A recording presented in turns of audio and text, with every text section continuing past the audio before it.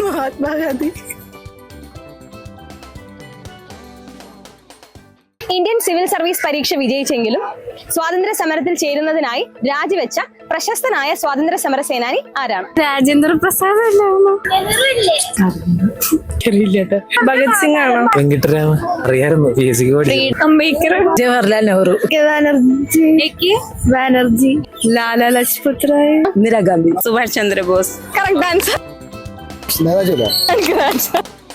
സുഭാഷ് ചന്ദ്രബോസ് അല്ലേ? ശരി ഉത്തരാണ്. കൺഗ്രാറ്റ്സ്.